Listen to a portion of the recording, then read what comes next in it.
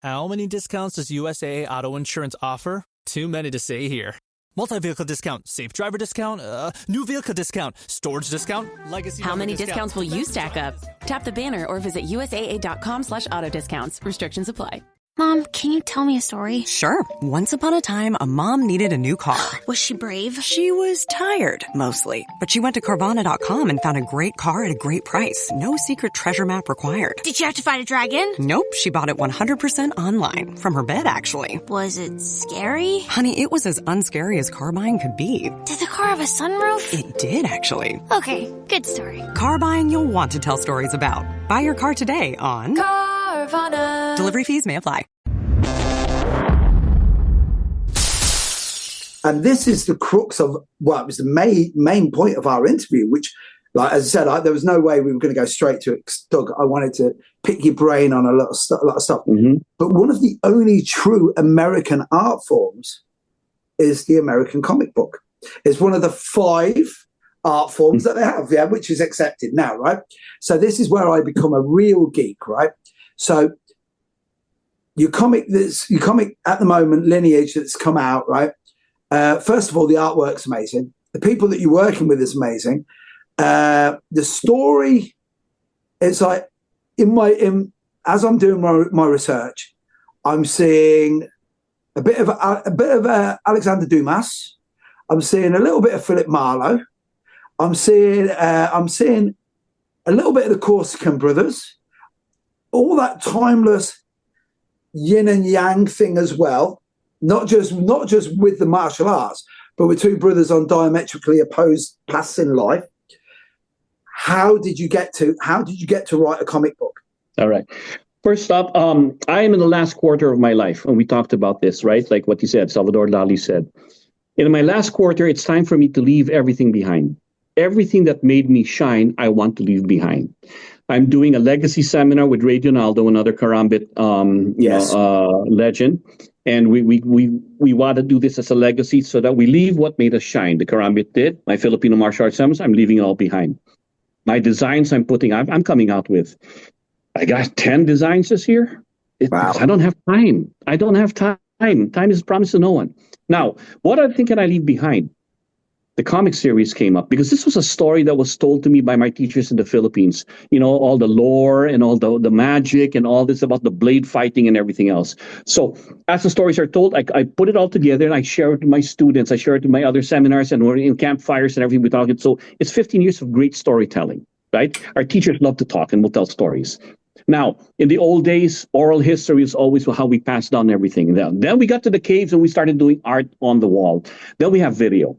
Well, the comic book is one of the beautiful things because it's one way that we can actually tell people, because nothing will ever beat your imagination. That's what books can do. But I can't read. I mean, I do read, but I've got ADHD. I have a hard time staying on point. Comic books, well, I can look at the art and I can direct people in the things that I want to see. So a comic book is one of the ways. When this was supposed to be a TV show, my producer then COVID hit, the pandemic, and all of a sudden, things just changed everywhere. He left the film business and everything. So I'm stuck with this. I'm like, let me get it in comic book form. But when I got it to comic book form, the stories that I had for this, I wanted to start off with, and as a public speaker, as one who likes to inspire and all that, I've learned one thing. If you speak from experience, you can't go wrong. Yeah. So the first book, called Brotherhood of the Blade, is all about my experience with the knife, my knife lore, my knife martial arts, and my storytelling from a Filipino culture point of view. That I know. So I can't go wrong. Now, when I was doing this, I wanted to tell a story from, being on Fortune Fire, you see bladesmiths hammering on ore and telling, use this commentary. I want the metal to tell me what the blade wants to be, what shape. And then, of course, the master smith goes, that means he's got no skill because you're the one really forming it, right? But it resonated with me. Let the blade tell you what it wants to be. Because the forge, in fire is pretty much a metaphor for life. You have an idea. I want to have a family. We have an ore. We put it into the womb of the forge. that heats it up. Then you take it out and you hammer it in life. You form it from all the lessons in life that you're doing with a hammer. You're now, all of a sudden, you have to temper it. Now it's brittle. Let's take away the brittleness in tempering, right? When you quench it in fire. All of a sudden, we're sharpening it to be sharp as a mind, and then we present it to the world. That's our children to be tested, right? Yeah. The metaphor. Well, I go, our kids can come back and tell us what happened in their life. The blades can't. What if we tell a story that the blade is actually telling us what happened? So the story here, though, it is about the brothers who are part of a cult. Why? Well, pretty much my first martial arts was cultish behavior. We trained for 6 hours. We're out there with the campsite. We drank the Kool-Aid. Yes, you know my teacher. If you know our history, you know what he's done on the internet, right? Yeah. All the stories and all that. So yes, that is cultish behavior. And so I'm talking about that. Continuing on, as we're telling the story and all of that, what made it very unique is that no one realizes till the end that, oh my God, the blade is the one telling the story. Yeah. Very unique way of doing it. Yeah. The blade has a mark. Very unique way of doing it. What's the name of it again? Lineage. That's, if you look at that, you see those are stick men holding hands, passing down the lineage. It's a Filipino tattoo. Yeah. So when I did that and I put it in there, I was so excited about the possibilities because at the end of the comic book, Brotherhood of the Blade, that tells all the story from this blade points of view, he dies. Yeah. And his soul will be reincarnated in another sword, another weapon, in another blade, another era. We don't know where. And that will be book 2. Why did I do this? This is why I chose lineage. It's so important. Because this I created for my great-great-grandson that I will never meet. I will be dead by then. I want to have something to pass down to my lineage and let my descendants inherit this. It goes, this was awesome, man. Doug Marcaida, that's my great-grandfather. Now, if I put a particular weapon that's part of it, all of a sudden, you're not just handing down this. And by the way, it came with this heirloom. Yeah. And then I told you I'm releasing my weapons. Here's my Colliehawk. This is real, by the way. This is not the trainer. Oh, well, here's the other real one, right? These are the tactical, because I'm going back to training and teaching this. Yes. So I'm teaching these two together. Yeah, you can have the real version or the trainer version of this as you go along. Now you're having a comic book and there are other blades that are making cameos in this to be passed along. Lineage. Now, why are we doing Kickstarter and crowdfunding? Because if you are part of my comic series for Kickstarter, this is the first issue. Everybody who backed it up, their names are forever there. Yeah. You're part of it now. What does that mean? That means that every issue, you now have something to pass down as your own to your great-grandkids, your great-great-grandkids. He goes like, oh, by the way, that awesome hit, Lineage? Look at the back page. You see that? That's my great-great-great-grandfather right there, and he's part of this. And he left me this. It's a character in there. Or, wait, he left me a knife that I can do karambit with. It came with a story. Which is which? Did I bring the knife into the comic world or the comic world into the knife world? It's there. So, to me, that was such a blessing that I can truly leave something behind that stays alive when I'm gone. You see, once I have lineage and people back it up, you will be part of this. Meaning, I will only write so many books after this. Once I'm gone, anyone who is in here who backed it up and their descendants can carry on the story. Yeah. Once I'm gone, book 5 is another, we'll have our community where everybody talks about the characters and what's the next blade. Somebody will go, by the way, I don't understand anything about knife or kali or knife and everything else. I'm a chef. Yeah. It's a blade, isn't it? Is there a story? Can we talk about a blade that's basically used by what did it witness? Yes. Pick it up. It's there. Now I have something that's alive that keeps on going when I'm gone. But you can be part of it. Well, you see, different. So this is the thing, right? So I'm a real comic book nerd, right? And in one of your previous interviews where you were talking about the colonial mindset and everything else is cool apart from where you're from, right? So that was me as a kid. So for me, America was like amazing. And I was always into DC comics, not so much Marvel, because New York existed. I didn't want New York. I needed Metropolis. If I'm going to be an escapist, I'm going to be a real escapist, right? So as you were talking about the story, it's so funny because like Siegel and Schuster, the guys who actually did Superman, what did they write about? They wrote about their own. I'm going to sound really woke here when I say this, but they wrote about their own lived experience. Yeah, strange visitors from a different world with strange names. Nobody accepted them. They had an alter ego, and that was what comics were. You were able to get your story out, and then the reason I'm saying this is then this, like, in my opinion, this evil corporation, which was DC Comics, got these guys, paid them a wage, did them like nearly every single artist has ever had. Yeah, when people talk about Solomon Guggenheim being so nice to Kandinsky, you're like, he was basically an indentured servant. He was banging out pictures and you were paying him a wage, right? Now in comics, what you're doing with a Kickstarter is this is the way forward, because DC and Marvel are dying on their ass apart from the movies from Marvel. And all new writers are going, Kickstarter, and we all own this together. So I need your support. You need my support. And then it was like you were saying, you're creating something. There's a legacy there. Again, with you, what I liked, and I'm going to be a real geek about this, the only time I've ever seen anything like this, there's a comic book by a guy called Brian Azzarello called 100 Bullets. I don't know if you ever heard about this book. That it's basically about there's 100 bullets that are out there in society that can't be traced. And every comic book story has, you've got that, who do you kill? Why do you kill? And why is it you need this untraceable bullet? And why is it this person is so bad? And it was the reason I'm saying it is because it's an inanimate object that's driving the narrative. And you don't ever see that because it's always the main hero, main character. But with yours, it was so funny because as you were saying it, the chef thing immediately came to mind with me. And like my ADHD brain was, no, I'm not talking about the guy who's cooking, I don't know, a steak for Donald Trump. I'm like going, like, who's this malevolent psychopath chef that's got this blade and then one day turns around and realizes, I've been serving people for years. This blade should serve me. You know what I mean? So that's the great thing about the comic. When I saw it, I said, I got stuck in behind the brothers story, but I didn't really spend enough time to realize, no, the driving force isn't the brothers because the brothers will die, but the blade's around. And like it's very, that fascinates me.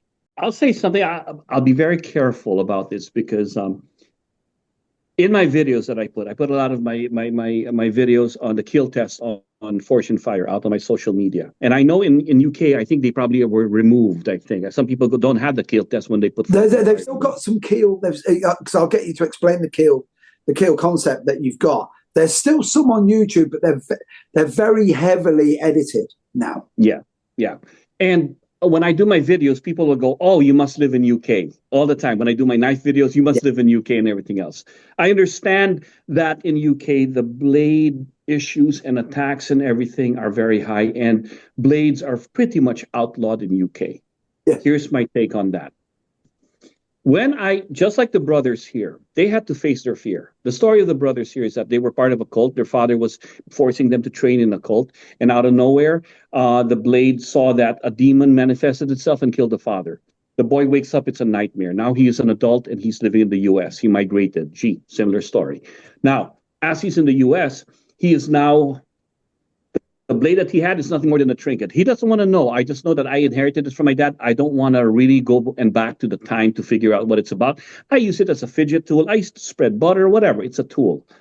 Younger brother never had that. He doesn't remember much. And he's now using TikTok to find the paranormal because he wants to find the story and the story about the blade. But he's doing it in the guise of this is just a regular paranormal show. But he's really finding all the issues to connect him to the past and that cult. One day, the brother's looking into his TikTok, and he sees that the brother's in some subway, and he sees in a flash of light the same logo or manifestation that he saw in the Philippines, and that's when he panics, rushes to see his brother. They finally sneaks into his apartment. Brother's over there. He's arguing. Why are you crazy? What are you doing? You're so dangerous. And his brother goes like, easy for you. You have the knife. I don't know what that's all about. I need to find out about my past. And he goes, well, you don't understand. I've got so many things have to be left in the past. I'm getting all this PTSD and everything else. And sure and behold, the demon manifests itself in their apartment. Younger brother goes, who invited you? This is not Halloween time. He's a funny guy. And he's throwing stuff at the guy. And the older brother's like shocked. I'm like, what's this? That's a demon. What's a demon doing over here? And then only when the demon goes to hurt the younger brother that he wakes up and he's aware and he feels the blade and he pulls the blade and in instinct he stabs the demon. Demon bleeds. Wait a minute. If the demon bleeds, it can be killed. All of a sudden, he looks at his younger brother. He remembers their training. And he goes to the brother, do you remember the training? In the Filipino salute right here, right? Our Kali salute. Do you remember the training our father did? And the brother goes, you mean this and this? And it all starts coming back. It was a way to fight as a team. Surely enough, they start doing and working as a team. And then they kill the demon. Now, the demon is a Filipino water buffalo horn, a skull with a horn. Very much symbolic of our workhorse of our country. It's a gentle giant, but in the shadows it looks like a demon, right? They come up and they remove. It's just a mask. It's a man in a mask. Younger brother's like, hey, he's got a blade too with the same markings. Older brother goes, it's just a man in a mask. Who is this? Now we go to issues 2 to 4 to find out the story. But here's the thing.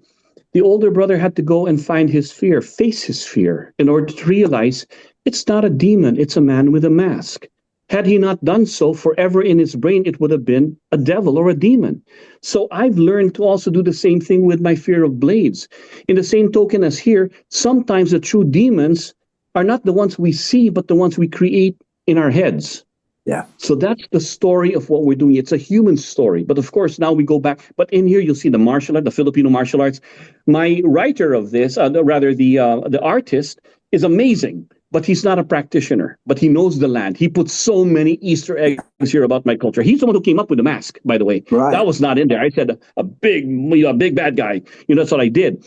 So by putting that in and made it connect to the Philippines even more, the only thing that was missing is the fighting scenes. So I took my brother and we started training and I feel, doing all this and the finishing with the blade and everything else. And then I sent it to him and he studied it over and over and over. And I told him, I don't want to see Superman punch, Hulk smash. I don't want to see any of that. I want to see Filipino martial arts in this. And he was able to capture that. If you're a practitioner, you will realize that when you see this motion, it's frozen and you see the swish, that's a good thing, right? Yes. You see this, you see some hubad, you see a knife jab in there. So as a practitioner, that's in there.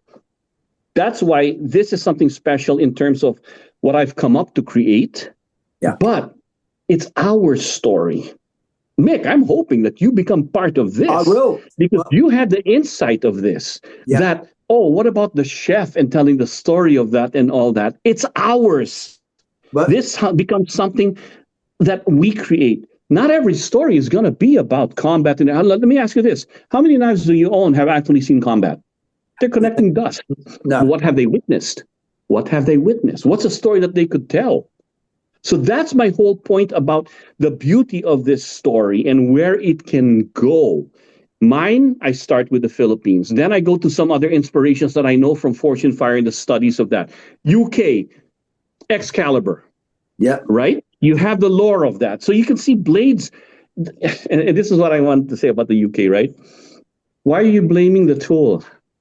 Yes. Why aren't you blaming the person who used it? It doesn't make sense to me. Look, I can use this to kill someone, but I can also use this to cut my food and open boxes with. I don't want to use my teeth. I can use this also to cut things to build something. This is neither good nor bad. Okay, here you go. I put it down. Kill everyone, you mass murderer, you. It's the person. Yeah. It's the person that makes it bad. When I went back to learn and face my fear about the blade, I realized it wasn't the blade that I got accosted with that was bad. It was a situation I put myself in that was bad. It was the people around me that tried to do those harm to me that was bad. It wasn't the blade. Why? That doesn't make sense to me. We're deferring and deflecting the true cause of what's going on. It's the people, not the tool. Well, accountability. We could be here all night when we talk about accountability. It's so funny. It's so funny. You said to me, I'm absolutely gutted that I right in my car now. I have my weapons bag for my training, right? And I've got a karambit that an old student of mine made for me. So my father used to laugh at my martial arts, and he used to say that I'd be playing. And then the first time I ever had to beat somebody up, who was I have to preface this: the guy was bullying a whole pub, and everyone was scared of him. And then I walked in, and he tried it with me, and it didn't work out very well for him. And then my dad turned around and he goes, "I didn't even think any of that actually worked." And I went, "Yeah." And my dad was he was a funny guy, God rest his soul. And I'm telling two stories. First of all, I've got a karambit that a student of mine made, and it's really just a training karambit, but it's beautifully made. Will knows it. It's got the green, white, and gold. So it's got the cord around it in green, white, and gold for the Irish colours. And then I've got engraved on it Ambiath at Casua, which is Gaelic for "become the hammer." And initially it was a joke, because I used to see these guys with T-shirts with "Be the Hammer" and stuff like that. But then I remembered years ago, because I work in construction, and my dad worked in construction as well. And my dad always used to say to me, sometimes you're the hammer, sometimes you're the nail, about life, yeah? And then I brought that into martial arts. And as I used to always say, especially in jiu-jitsu, I would say, look, you all want to be the hammer at the moment, but you're the nail. I said, but you've got to realise the nail is made out of a lot of hammers. The hammer's made out of a lot of nails. You've got to do that. So that was the first thing. But then as we've been talking about the story of a weapon, I have a shillelagh that I walk around with, and it's called the Ballyhaise Basha, because my parents come from a village called Ballyhaise, right? And I walk the dog with it, and if somebody started on me, I'll probably put it over his head. I've seen Gangs in New York a few times, and it seemed to work for those boys, right? But brings it all down to the UK thing. No one wants to address the issues why you've got all of these young, frightened men who they literally are putting their lives in the hand of that blade. Because as me and you both know, Doug, I have several times tried to disarm people, and guess what? Only by accident. As Guru Dan always says, accidental or incidental. Yeah, if you say you're going to disarm somebody, that's like saying you're going to catch lightning in a bottle. You might be able to do it once, and hopefully somebody saw it. That's the first thing. So people don't want to talk about that. And then the other thing is, which is going to lead me on to, I just want you to explain, because I think that your modus operandi and everything behind what Keel is all about is something that, especially in the UK right now, because we're not a weapons-based culture. What do? Queensberry rules, my old mate. Don't kick. Excuse me. The ones that had knights, the ones that have castles, the ones that started out okay. You are a weapons-based culture. Doug, you got to remember. I really want to believe that if I went back in history, remember guys who used to always do the past life through aggression, and they were always Napoleon Bonaparte. They're always a great man in history, right? I really want to be Orlando Bloom in Kingdom of Heaven. Deep down, that's who I think I am. What good is a man who does not make the world a better place? I think actually I'm going to be one of those guys in Jerusalem taking the knee and say, arise a night. I'll be some serf. I was shoveling cow dung, and next thing I'm like, now Baldwin's called for it. Yeah, you know that. But I understand where you come from. But especially when I say not a culture, we've never had that on the street, really. Yeah, I remember the first time I got into a fight and I roundhouse kicked somebody, and they're like, what are you doing that dirty fighting for? And I'm like, because I've thrown 10,000 kicks in training and I want to see if it worked. Like, that shows the sort of bloke I used to be as well, Doug, yeah? I was not the humanist, lovely grandfather I am now. I was a horrible man too. But that's the only way I can say to people, don't be horrible anymore. But what it is can you explain very quickly, and then I'm very conscious of your time, but I'd like you to explain what Keel is all about. So when I first did the pilot of Forge and Fire, I came in as the end user, and we were trying to figure out, okay, how do we test this? Well, our master smiths and ABS goes, well, we'll cut the phone book. It's really sharp. We'll do the bread test and the tomato. It shows out there. And I'm like, that's just boring. How about you, Doug? What are you going to come up with? I'm like, well, when I was a military combatives instructor for the military, as a contractor, we had kill houses and we stab carcasses. You got to get used to the smell. You got to get used to all this stuff. So that's what we do. And we go, okay, let's make a meat man. So we had we had this makeup. It was a clothes hanger, right? So you could stop it. We wrapped it with meat and we chopped it up. And that's what I used for that. It was fun. When we got approved to do a show, they actually had carcasses there. And the test was called the kill test because that's what the weapons we were using. They were made for combat. So it's either a pass or fail. And we say it will kill. Now, during the first season, I got so excited to wield the weapon and do what I do that I go, it'll kill, it'll kill. My accent came out. And they laughed at that. I thought, do it again because it'll kill, and I didn't believe that. I thought they'd edit it out, but they left it on and it caught on as a comedic thing or something. Because you'll see toward a couple of episodes, I go, it'll kill. I didn't want to be typecasted as somebody who can't even pronounce kill. But by the third season, I realized and I found out we were a family show. A lot of kids watch it with their families. And I go, I cannot glorify violence. So let me put a play on the word kill based on my motto for Marcaida Kali. It's not about how many you can hurt. It's about how many you can protect. Yeah. That is the responsible way of looking at using any kind of tool. It will kill became, it will keep everyone alive. Those that I have to protect. It's an effective tool to keep everyone alive. And that's what I stuck with and started saying that because it's a more responsible way of saying what the weapon can do. And that's the story in that. Well, now this is the thing, right? The one thing I've learned over all these years, and we have been very lucky, we've interviewed some real stars, right, is knowing exactly when to cut it. Pardon the pun, right? But when it's time to let it go. First of all, what a way to finish it. Because if you had to, if we have to go for the soundbite for the one clip that we have to do, the last minute and a half is everything. Because if you want to talk about lineage, you want to talk about legacy, you want to talk about the lessons you've learned in martial arts, that was all condensed in a minute and a half right there, which was amazing. And I hope you don't mind. This is a bit where I do get a little bit of a fanboy. First of all, I'm going to hit you up privately about the Kickstarter and stuff, and I'll share that on all my social media. But there's not often. I'm always very gracious and very thankful for people to come on our show. But you especially, I've been looking forward to for a long time. No, and I do mean that. It's like with Mal Morney. I always say this. When you see somebody and they've got such a presence out there, and you'll know this yourself, right? This is the mad thing about martial arts. The worst thing in the world is when you meet somebody, and I don't use the term idolize, but you admire them. And then you meet them and you go, oh, God. Yeah, and I've always, oh, God, I didn't realize I was going to be a douchebag. You understand where I'm coming from, right? And I do. I've tried to live my life by this. Because when people come and train with me, they always turn around and they go, wow, I didn't realize you were that good. And I went, you've got two choices in life, right? You can be surprised or you can be underwhelmed. And I'd rather you were surprised by me than be, oh, God, I heard Mick was really good. Oh, God, really?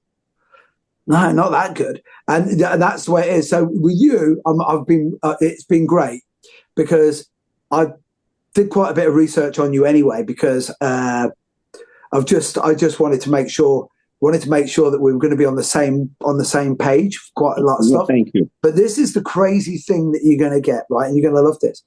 We're driving on the way back from work today, right? So I own a construction company.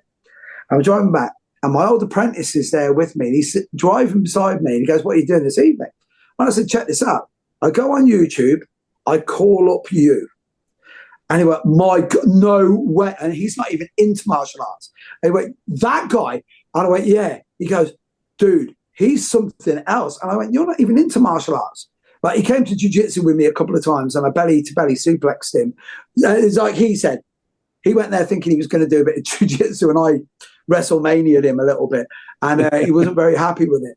But like, that's your reach, as they say in the world. But Doug, I really mean this. It's been a joy to chat to you, and it's just nice that every now and again your faith is reestablished.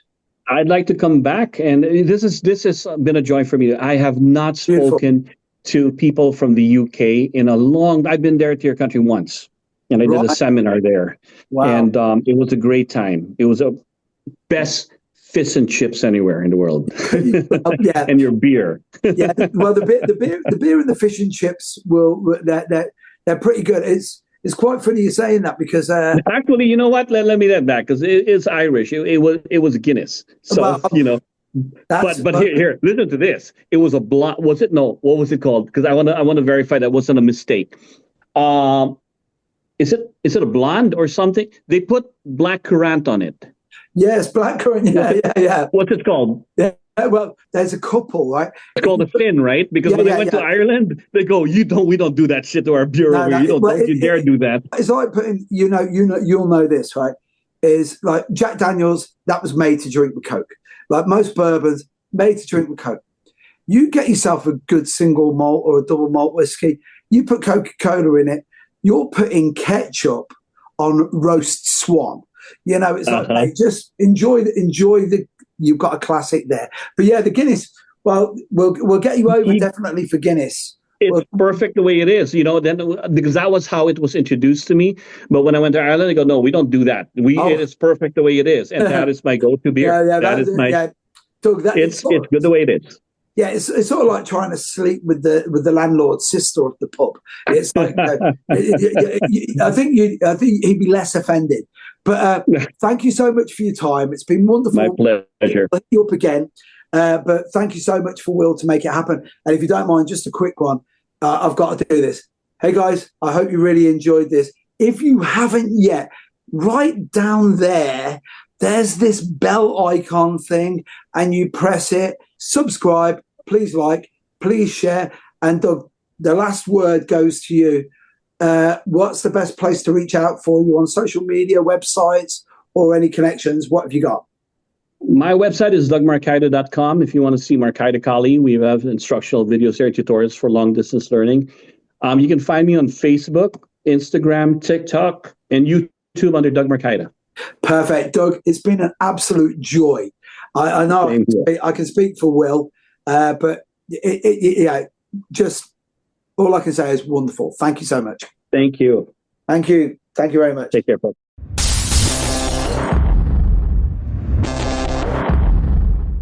Think Verizon is expensive? Think again.